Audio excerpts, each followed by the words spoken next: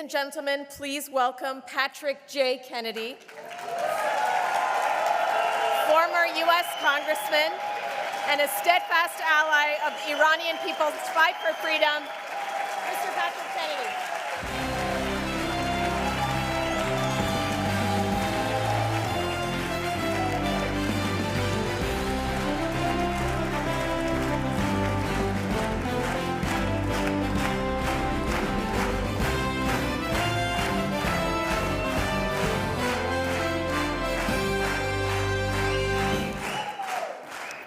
Thank you so much for that great, warm welcome. It's great to be with you. It's especially great to see so many distinguished American leaders. Secretary Pompeo, what a tremendous job he did in putting an end to appeasement when he was Secretary of State. And to have Speaker Burkow, I am so glad I'm not up immediately following the Speaker. Wasn't he terrific? A terrific job. And the Ambassador, once again, proved the point that in a pluralist society, we can finally see women reflected in the great government and representation of the people of Iran.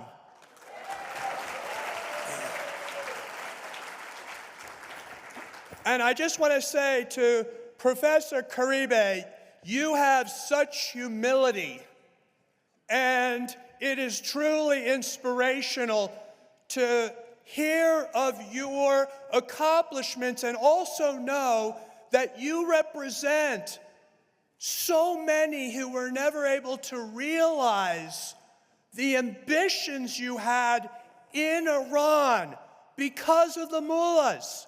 And think about where Iran would be today if people like you had been able to pursue your dreams and ambitions. Imagine a different Iran we would have today. But the good news is, you and your compatriots have never forgotten the fight. And you are ready to return to Iran and help Iran reestablish its leadership in the world.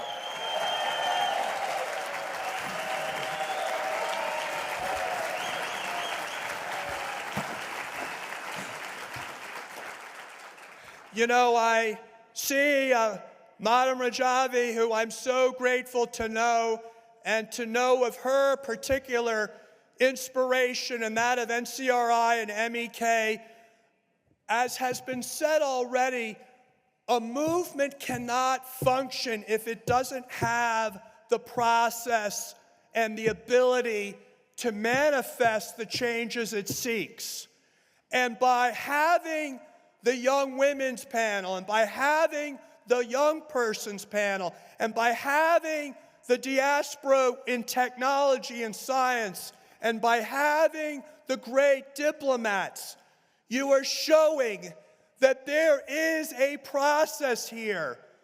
There is a process whereby Iran can make the transition because it has the back room, as we say in politics. There are smart people in the back room. I've always relied on those people to help me in my life. And I can tell you, at every one of the events that I've ever been to at MEK and CRI, I see brilliance, people capable, people who are motivated, and thanks to your sacrifice, you're going to be the ones who write a new chapter in Iran's history when Iran becomes free.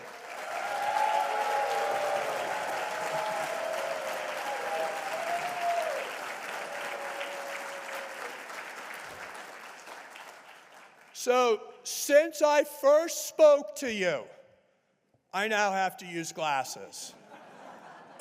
That's how long I have been in this battle with you.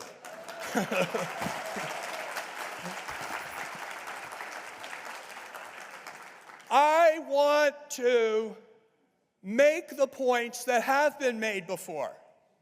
So you know there's the saying, everything has been said, but not everybody has said it.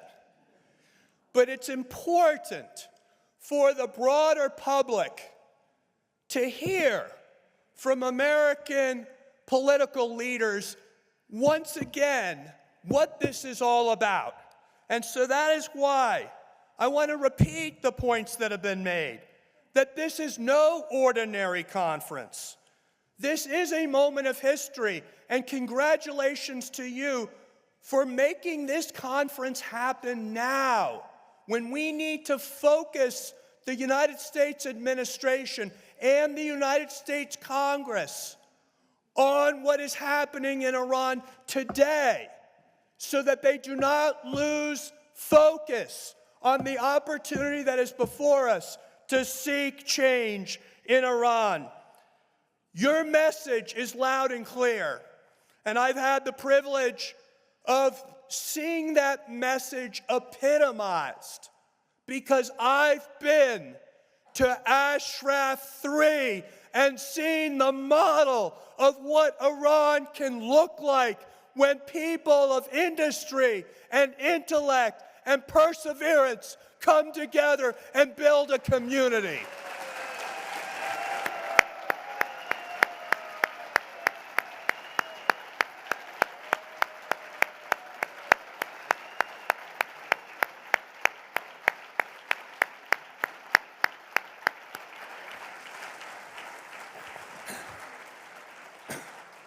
If people wonder, can anyone organize?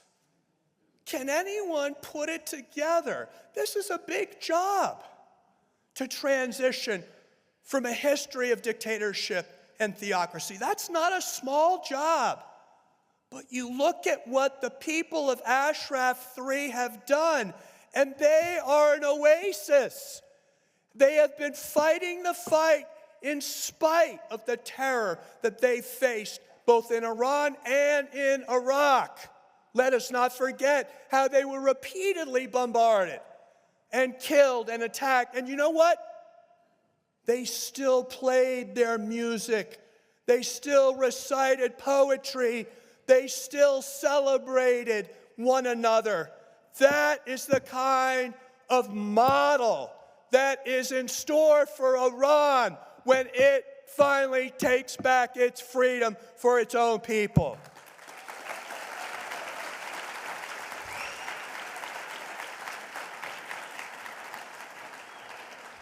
And you know what else is the model for the future? It's the young people you've heard spoken of repeatedly at this conference. Because a movement cannot continue if it doesn't have people ready to take up the banner, to take up the model. And I can tell you a little bit about that in my family, because I had some really great role models. And so it's not an accident of fate that I am standing before you here, because it was my uncle, as President of the United States, who stood up in the Cold War to the Soviet Union when they were encroaching on East Germany and East Berlin. And you all know that famous speech, because when he delivered that speech, he wanted this to be seen not as an East Berlin fight. He wanted this seen as a fight for all humanity and all freedom. And that is why I'm with you today, because this is not an Iranian fight, even though it's the people of Iran who are waging it.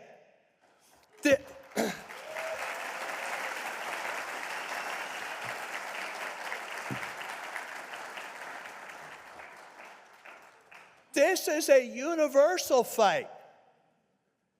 And I would hope, if I were in Ireland, no offense, Speaker, and I had oppressors, and I was living in the kind of conditions that the people of Iran are living in today, that I would have more people than just my fellow Iranians speaking up for me, because I would want everyone to know that it's only by accident of birth that I am in Iran, because I am a child of God, and I could have been born anywhere in the world. And there, but for the grace of God, I am not seeing my 5 children today born into a country with the oppression of these mullahs. I thank God that as a father and a loving husband, I do not have to witness the degradation, the terror that your family members have to witness on a daily basis as they try to raise their children in a country that is being dominated and terrorized by the mullahs. I am so grateful that I am not living in a country that will persecute and dehumanize my wife and my 3 daughters simply because they're women. I say to myself, I have an obligation to stand up for them, because there, but for the grace of God, goes every single person in this world who's living under oppression and resistance. They need to know that they are not alone, because they could be any one of the rest of us. And you obviously have had families that have shared today about the brutality of this regime. And we are reminded all the time that it is the #1 country in the world for the imposition of the death penalty on their own people. #1 leader in killing their own people.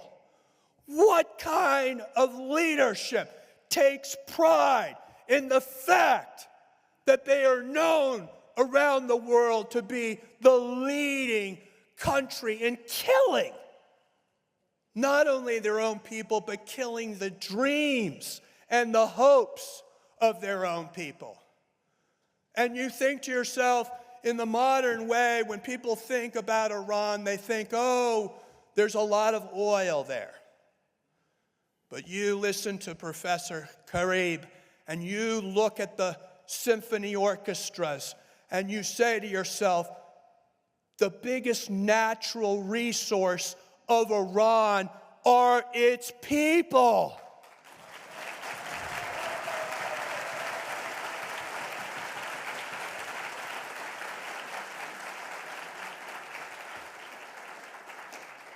And the exciting thing, even in the midst of darkness and incredible oppression, when it would be easy for anyone to say, look at the 1988 massacre of over 30,000 martyrs. Look at the massacres ever since. Look at the number of people who are being arrested every day in Iran, who are being tortured and murdered and killed by their government. It would be easy if you were a young person to say, not for me. I've seen what this regime can do to people, and I am too afraid. But all of us have seen the courage and the strength of the young people across Iran as they stood up against that type of oppression. The courage means that all of you who have fought this battle for all of your lives can rest assured that no matter what, your struggle will carry on in the great determination and courage of all those young people who are standing up in the resistance movement all across the country of Iran today.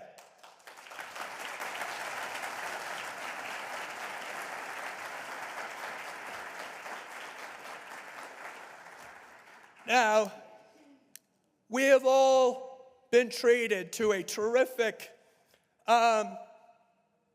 sense of humor from Speaker Burkow about the Shah's son, because I don't need to add to that. It was brilliant. And it just shows the comedy that anyone could take this person seriously when they miss the whole point. The whole point is to free the country. What about that don't you get? It's not about you. It's about the people that you say you care about. And if you did care about them, the last thing you would choose to do is resurrect an old dictatorship when the argument for the future is a democracy. And that is why we need to follow the democratic example manifest in the 10-point plan of the NCRI and Madam Rajavi.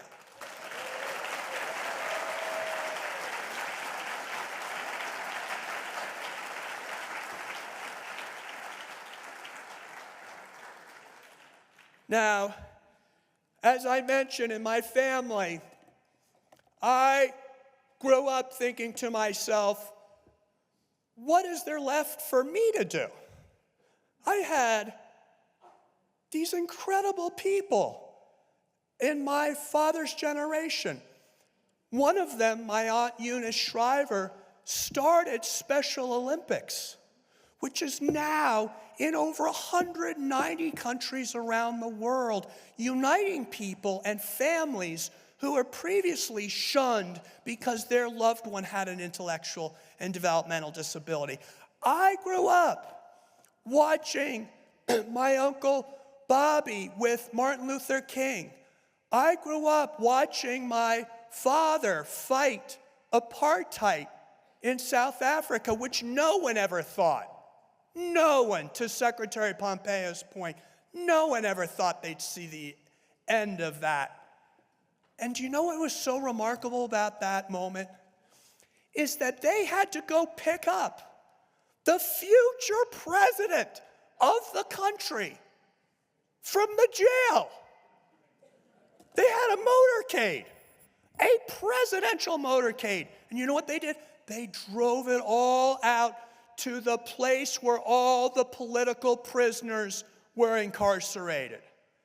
And they had to pick up Nelson Mandela and take him out of jail. And guess where? They drove him directly into the president's office. And he took over. So I just hope you know, as has been said before, these moments are going to happen. And I know you've been awfully patient and you've been waiting for too long. But don't give up, because the moment is coming, and it's coming soon. And all I have to say to you is I am so grateful, as the speaker said, for the opportunity to be on this road with you. My children literally have grown up watching MEK rallies.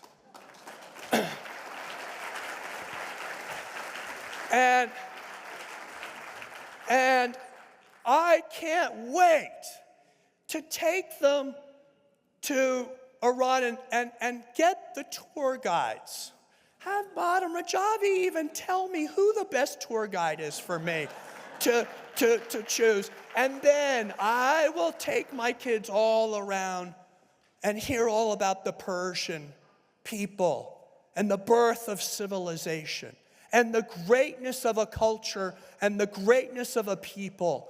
And I will be able to say, I was part of this fight to make sure that the ultimate dream that was embodied through millennia of a free and prosperous Iran ultimately was manifest. And I will be able to say that I was part of these great number of people who did the right thing. And you know what? It's not going to be one person who does this. It's all of us together. And in the words of my uncle, speaking about South Africa, he said, each of us, each one of us, he didn't say all of us, each one of us can work to change just a small portion of events. And in the total of all those acts will be written the history of our generation.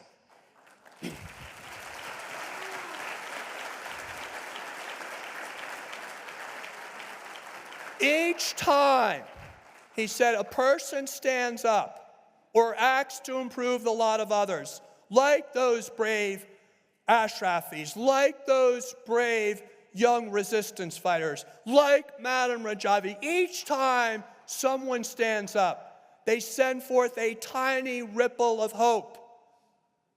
And all those ripples coming together can create a current that can knock down the mightiest walls of oppression and resistance. So this is it.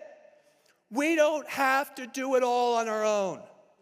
We've got everybody in this room, everybody in that room, and people all over the world who are joining in, because together we can finally achieve this goal of a free Iran. Thank you so much. Thank you, Congressman Kennedy. Thank you for your solidarity with the people of Iran and especially with the MEK members in Ashraf 3. We appreciate your commitment to a free Iran because, as you said, it is a universal struggle. And I must say that you are the pioneer to support the right of the people in Ashraf 1, in Liberty, and now in Ashraf 3. It's very valuable, and I'm sure that as soon as possible, Iran will be free, and you can see the Iran without Mullah.